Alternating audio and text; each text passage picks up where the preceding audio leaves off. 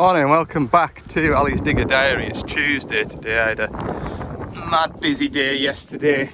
I was back at that loading show that I nipped to on Friday, so I couldn't show you much of that. And then I came through this machine yesterday, sort of late afternoon. It had all kinds of error codes on it, and all these plugs in here were all green. So anyway, I cleaned everything up, ran the machine for half an hour or so, and everything seemed right enough with it. But they were back on the phone this morning saying they had a low rail pressure fault, and there was a relay in the back of the cab clicking. And that relay, I've had it before, it's the relay that brings the electric fuel pump in, which is up the back of there. And that'll all come through, the relay's in the cab, so it'll all come through these plugs. So I thought I'll just quickly whip this belly plate off and have a look at these plugs. And that one's a bit damp, but in saying that, it's that green wire there with the black, that got a black trace on it. That green wire there is the earth wire that comes from the ECU. Either that or it's that one there. Can't just remember, but this is just all off the top of my head just now. I haven't looked at a schematic. So yeah, just sort of double checking because it's definitely the low rail pressure this time will be a wiring fault because it's clicking the relay in and out, which is stopping that lift pump from bringing fuel to the high pressure fuel pump. So I'm just going to spray everything up with contact cleaner, and I can guarantee you the machine will be perfect when I haven't even turned the ignition on yet, but I can guarantee you it'll be perfect, knowing my luck. And then I've got 225 down in the Lake District that's got an oil leak, and that's stopping a road job. So it's all go. It is all go at the minute. All go. Yeah, so yesterday we had all sorts of problems with this digger. This little lightning bolt in the top corner had a cross through it, which means that little lightning bolt there means that all the ECUs are talking to each other. So anything that's on the CAN network, so it's this screen, the computer behind the cab, the ECU and the AdBlue pump, if they're all communicating as they should be, then we get a little lightning bolt. If the lightning bolt gets a cross through it, that means that one of these computers on the system isn't talking to each other. And that's what the problem was yesterday. I think it got to the point where the machine wouldn't start. So obviously when you turn the key to start here, that tells the EPOS behind the seat, which then tells the ECU to start the machine. So if you haven't got a connection between the EPOS and the ECU, the machine won't start. And yeah, those plugs, if you saw my Instagram yesterday afternoon, you'll have seen the plugs that I was in at, and they were all green and manky. That doesn't mean to say the wiring's okay, but the pins themselves cleaned up quite nicely. Took a bit of chowing over that, didn't it?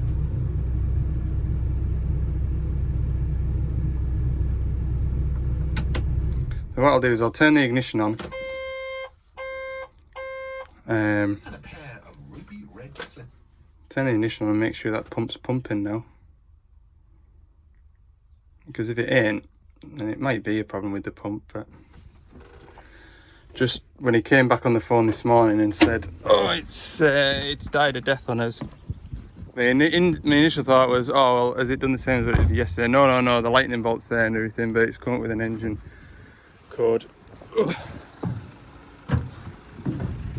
And if you got it to this, because he's been working down there, and he says I'll try and get it to the shed so it's on a bit drier ground. I don't know if it's stalled out on him. Yeah, I can't hear that pump pumping down there, can you? So I'll unplug it and see if I'm getting power to it, because at the moment when it started up there, it's probably using the fuel that it can draw itself, if you know what I mean. I bet if I put that back to work within 15 minutes, it would use up all the fuel it can get and cut out. So I'll get me plug extension, check the power. I'll need to turn the ignition off first, because when you turn the ignition on, the electric lift pump is on a 2-minute timer. So by the time I've gone to the van, gone back up onto the engine bay, unplugged it. The timer's probably switched off, so I'll turn that off. See if our pump's got power. So I don't know how well you'll be able to see if I can get my torch up here. I've just unplugged the pump, and that... Oh, come on, you stay there for me, please. If I show you the plug for it, you see it's got water on it. Now the story with this machine is that it was brought back to the fella's yard. He gave it a right good wash off and then put it in his shed. And I think that's what the issue is. It's had a right good wash off, and there's just water got in everywhere. Maybe if it washed it off and then just left the machine running for an afternoon, everything might have dried out naturally, but it's been washed off, put in a shed, and then it's come out to do this job which he wasn't expecting to do with it, so it probably wouldn't have got a wash off in the first place if it was going to come out and do this job. So yeah, that is what we're at. Water in plugs. You just love it, don't you?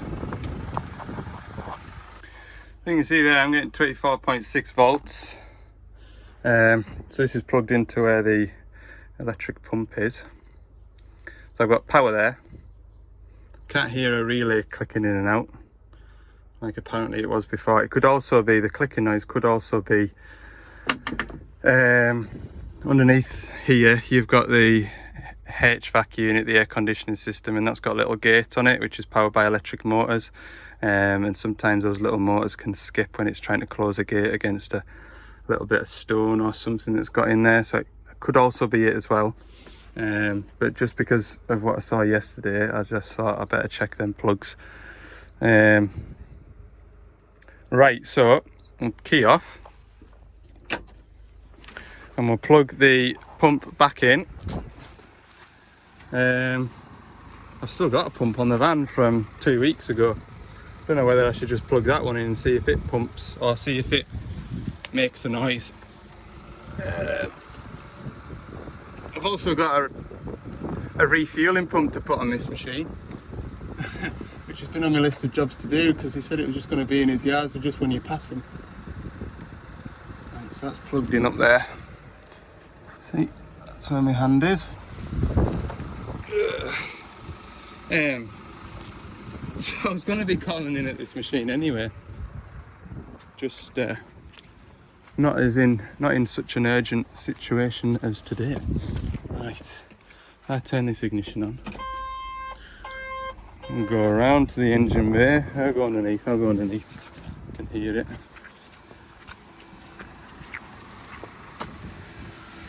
Right, it's working now.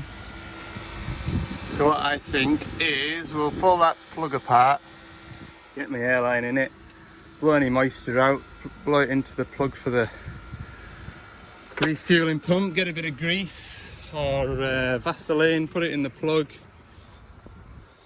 go from there. Water causes so many problems. Like last night it was absolutely perfect.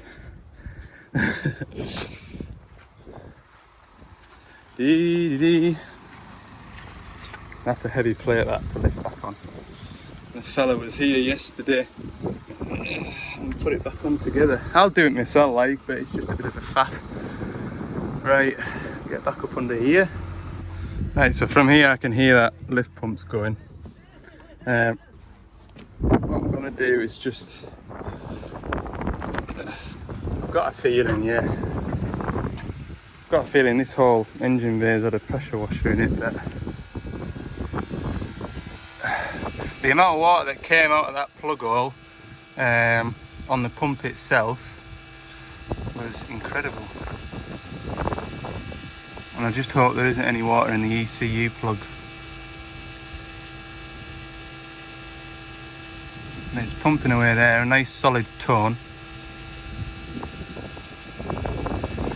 To be fair, that ain't gonna help, is it? That's a good place to channel water, that, isn't it? Get a bit of tape on there. because that'll just run the water all the way down through the harness to those plugs down at the bottom. But there could be all sorts of spots like that.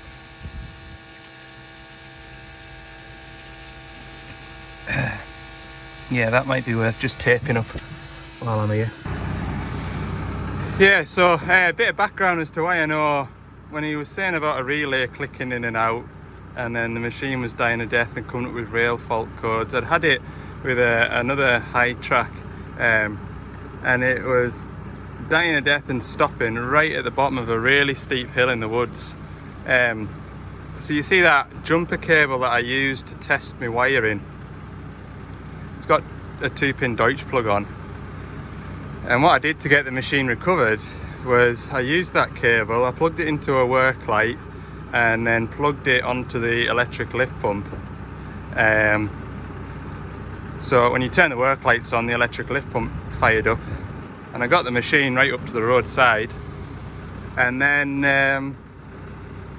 that's when I sort of dived into it looking at the relay, and I remember it like it was like a minty green wire, and I'm sure it had a black tracer on which went through those plugs down at the bottom. But in actual fact what it was the pin that goes up onto the ECU, the pin into the ECU. The wire had broken at the pin, and so it was getting a connection occasionally, but the hotter the machine got, the sort of more flexible that wiring loom became, and it sort of like the weight of the wiring loom sagged down, which pulled that wire away from the pin. So he would jump in it in the morning, it would fire up no bother and run, and then by the time he got down to where he was working, the machine would cut out. And that's what it was, a sneaky little pin, and I'm pretty sure it was somewhere. It would be in my old van. I kept it as a souvenir to remind me, because it took a bit of getting to the bottom of, in fairness. But yeah, that's what that was. So yeah, when I saw all the green plugs yesterday and the water in them, and then he said he can hear something clicking, I wasn't too surprised that. But then them plugs at the back of the counterweight were dry, but obviously the one up at the lift pump wasn't. Water, you gotta love it. So anyway, I'm gonna let that run.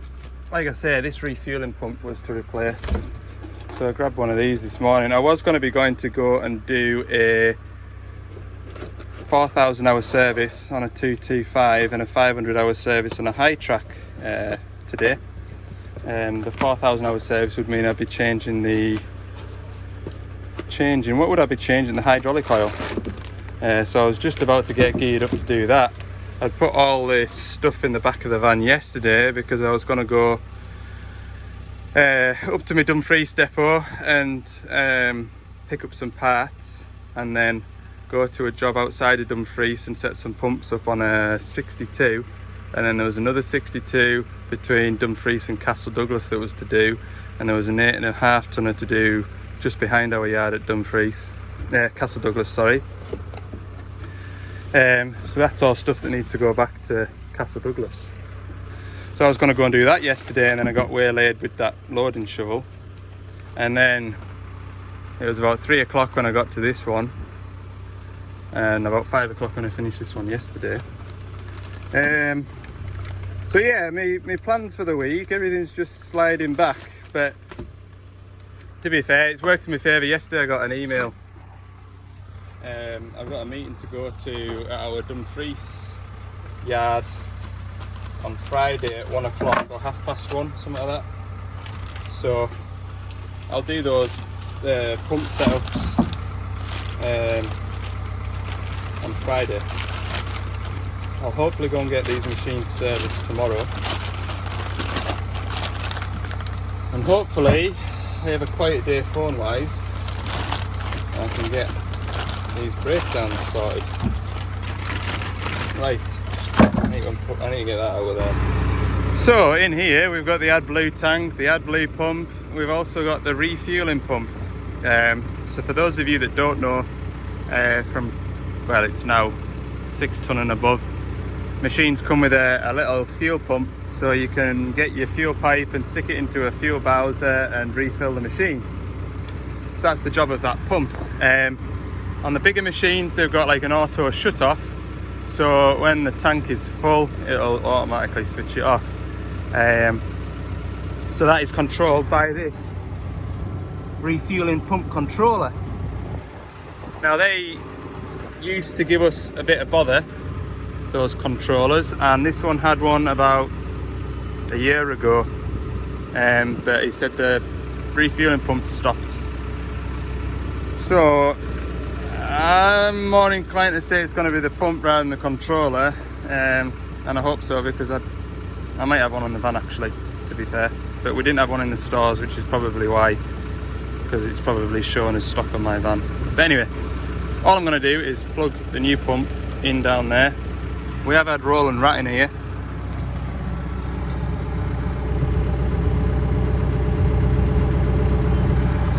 Mr. Mouse has had a nibble, but the wiring is intact, so it should, when I plug this in, it should fire up, I'm hoping. So I'm plugged in. I should just be able to press this exclamation button. There we go. That's that then. I should press the start button as well, make sure the start button works. Yeah. Right, I don't want to run it too much because obviously I'm just running the pump dry, so. My next joyous job is to ratchet that out of there. Believe me, it is a joyous job. I want to leave this engine running as well, by the way, just to get a few minutes of runtime under its belt while I'm doing this, and then I know it's going to behave itself. It doesn't obviously simulate a bad connection. You know, a bad connection, you want to really be working the machine so that you put in vibrations and shocks through it. But I'll do this, leave it running. So I got 3 out of 4 bolts out. The last bolt snapped. Don't matter. I think even 4 bolts holding this pump down is more than enough. I would say 2 will be fine, but what do I know? Right, pull this clarty yucky thing out of here. Get that on the track. Out of my way. And I need to clean this area out so I can get that pump mounted. Oh, yuck. I've got it all cleaned out. I've swapped the fittings over. Everything's nice and clean. The pump's mounted. Now all I need to do is fit the pump with the pipes. That one goes on there. That one's going to the tank. Run that on. 30mm Spaniard. That's where it gets a bit tricky, getting a nip on these pipes here. Oh, I haven't plugged it in yet either. Don't forget to plug it in. They're just brass fittings these, so don't go absolutely daft. Just a nice nip, and that's plenty. We'll get this one on.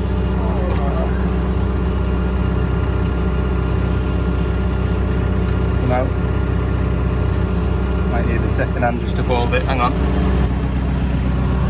So I think we've made a nice job of that. We'll just try it.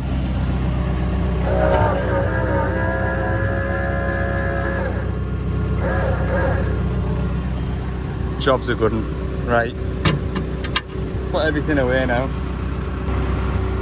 I'm not gonna lie, the more I look around this machine, the more I don't really want to see. Just spotted down here.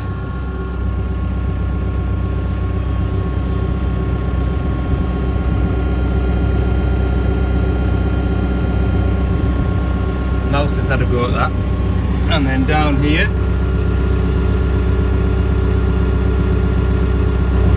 I'm not a scientist, but that ain't good. Yuck. Don't actually know if that's damaged the wire in there.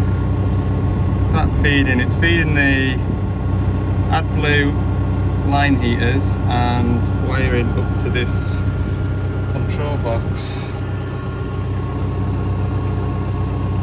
Didn't really want to see that. I'll have a look. Right, it's not actually damaged the wiring, whatever's been in there, it's just chewed a load of this off, so I'll wrap it up in some tasty tape.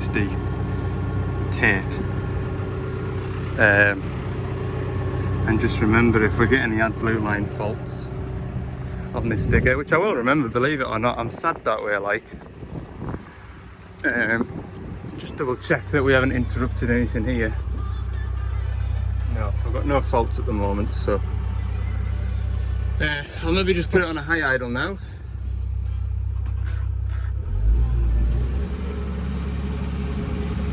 Revs up, no bother. I'll put it on a high idle while I wrap all this lot up, okay? So I've had that machine running about an hour now, maybe a little bit longer. And the driver just turned up in time to get that belly plate back on. I think I probably, definitely, well no, I got it in and then I turned around and he was there.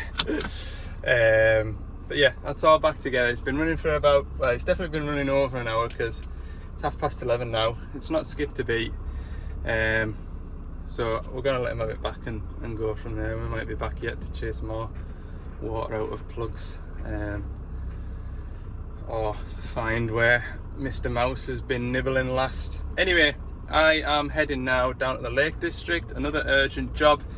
I've got 225 on a road closed job with an oil leak, so it's holding the job up. So we're going to do that. Anyway, I tell you what, it'll be nice to go on an oil leak because I'm sick of machines not running properly because of diesel, and I'm sick of machines not running right because of electrics. An oil leak will be a nice change, but it'll be a good hour and a half down there, 11:30, 12:30. It'll be 1 o'clock. Be ready for my lunch by the time I get there. Right, I've just called in for a bit of bait because I never made my bait this morning, because I thought I was going to be going through a nice little village in the borders where there's a really good bait shop, and I'm not going that way anymore. What was I going to tell you? Oh yeah, it's all go at the minute. It is all go at the minute. I mentioned at the start of the year that there'd be a bit of an announcement, and yeah, it's starting to look like that, but I'm not going to say anything yet. But yeah, things are good, but it's just busy at the minute. It really is. I was thinking last week there, I could just do with someone. I was on the phone to my mate from HQ saying, I could just do with a boy down here 2 days a week just to run around servicing diggers for us, because just this last couple of weeks I've been busy and stuck with jobs that have taken longer to fix than they should have been. But you always say that, don't you? When you find the problem, you're like, oh, why didn't I find that in the first place?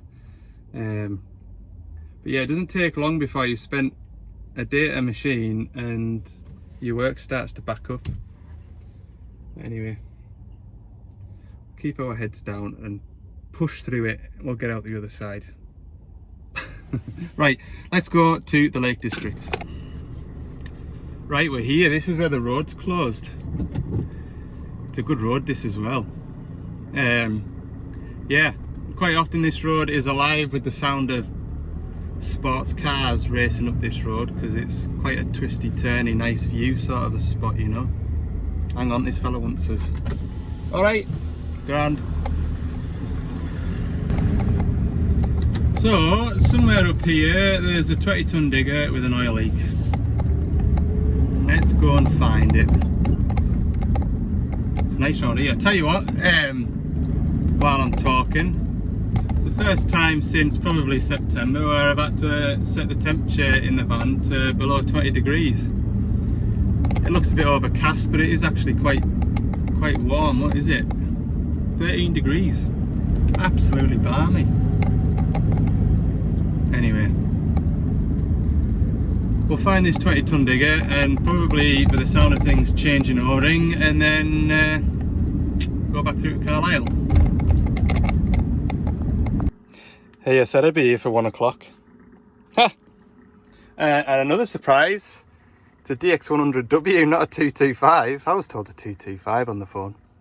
Anyway, there you go. He's spotted the leak. He's found the leak. I just need to fix it. This pressure sensor's loose. So I'll just wind that off. And probably, yeah, that O-ring's probably knackered. Feels like it's got pressure in it, that still though, so. Yeah, there we go. You can see, I don't know if you can, but I can. This O-ring split. Woohoo! Right, get my box of O-rings out. Oh, there he is. Tell you what, I'll show you this view down the out the back of my van. Hang on. Look at that for a view. Ha! What a place to work. Right, let's get that popped off. Right, there we go. New O-ring. Screw this into here and we'll make sure it's tight this time. Lovely. You can see how the O-rings, that fit in there will be tapered to accept the O-ring, you see. So you can see there's no O-ring poking out from the side. Just tighten that down. There we go. Put the plug on. This pressure sensor here will be reading the pressure in the RAM, which also, if you were to put the overload warning on, so if you were picking up something that was too heavy for the machine, it'd be that sensor there that makes the buzzer go off in the cab if you're lifting something too heavy.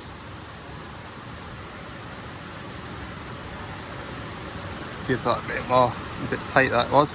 Right, I'll put this cover back on that they've taken off for us. Right, so we're just going to start it up and run it, make sure it's all done. Yeah, I think that'll be alright now, look. That's just water, that. Yeah, what a spot.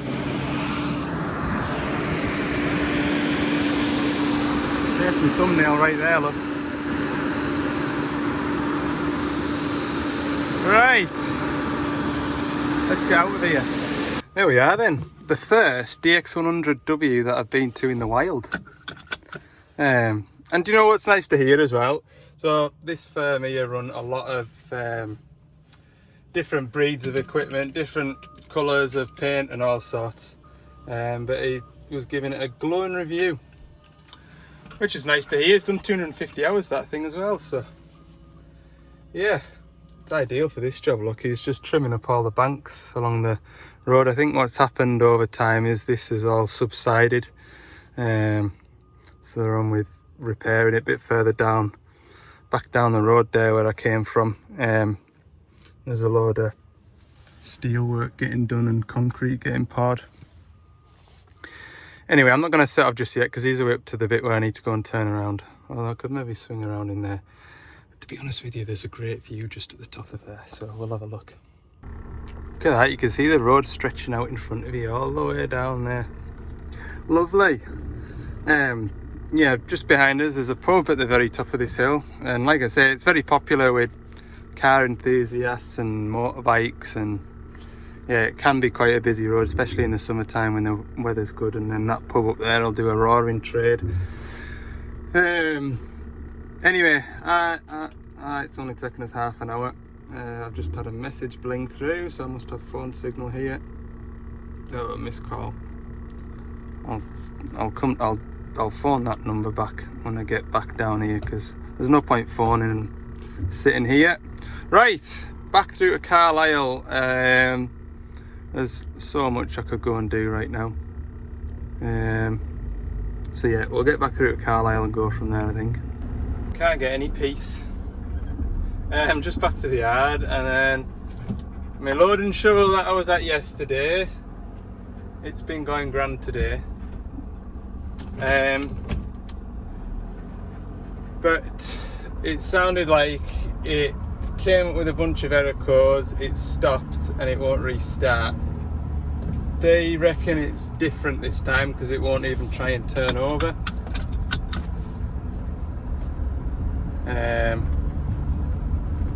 Yeah, I'm gonna go to that. At least the sun's shining. Smile, the sun's shining. So this might be the end of the video. I was going to go on PDI a DX62 to put the rest of the afternoon in. I would have liked to, if I didn't have two diggers working in the same place. Both diggers need a service. One's a big service, hydraulic oil change and that. The other's just a 500-hour service, but they're both working on the same site, so it makes sense to do them both at the same time.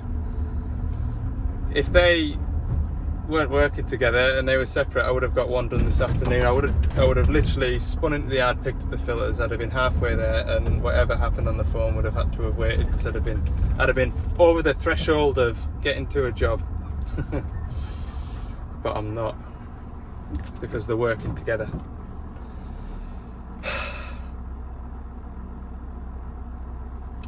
So yeah, I was going to put the rest of my afternoon in PDI in a digger that's not needed till April, but it'll be, well, what we're on now, we're in the 20th, aren't we? 19th of March today. So it won't be long till April comes around. Just goes to show you why I don't PDI machines here at Carlisle. I just don't get time to do it. As soon as you go to make a start, the phone rings. Right, I'm not winding the video up just yet, just in case I go to this machine and it's something or nothing, and then I come back here and PDI a digger. Okay, I have, don't know really whether we've got to the bottom of this show problem. Definitely a different fault to yesterday, an electrical problem, ECU not talking to the gauge panel, it wouldn't start where it had broken down, wasn't even trying to turn over. There's an emergency start switch in the cab, and if you flick the switch, it basically bypasses the VCU and just puts a thing straight to the ECU to allow it to start. And it fired up no bother. Recovered it from where it was because it was in a bad bit. Switched it off, reset everything back to normal, started it up, and it started no bother, but it had this weird like surge, and when it surged, the engine revs kind of went up a bit. And when it did, it came up with a load of CAN network errors. So I've been over all the plugs that I can think of, disconnected things off the CAN network. I've left it with the EGR valve unplugged and the AdBlue injector unplugged because of certain AdBlue leakages that's caused connectors to go rotten. Seems to be alright now. Will it do a day's work tomorrow? We'll find out. But what has also been going on in the background is I've had another customer with a timber harvester. His machine died a death on Monday night. He phoned wanting a bit of information, so I said you could try this, try this, try this. If you get that far, it's a laptop plug-in job. And I've been sort of waiting this afternoon to see how he's got on, because if he couldn't get to the bottom of it, then he would need us tomorrow. And thankfully that one is sorted too, so that leaves my day free, so to speak, to get the work done that I wanted to do today, if that makes sense, which is a good thing, because these services have been waiting for about 10 days now. I think one of them was already sort of 80 hours overdue when he phoned, so that is what I'm going to do tomorrow, get them two machines serviced up. Yeah, there's a lot going on at the minute behind the scenes, and like I say, all will become apparent. But yeah, we'll leave it at that for today. Thanks for watching, hope you've enjoyed the video. For more bits and pieces throughout the week, there is little sneak peeks at what I'm up to on Instagram. Go and check us out on there, Ali's Digger Diary. And I just want to say as well, before I round the video up, thanks to everybody that's commenting. And you know, it's really nice, a lot of you that take the time to comment. I do try and reply where I can. If I'm busy, I'm reading them, but I'm not replying to them. I'm just put a little tick there. But I do read all your comments, and they are greatly appreciated. So thanks very much for that again. Right, go home, Al. See you in the morning.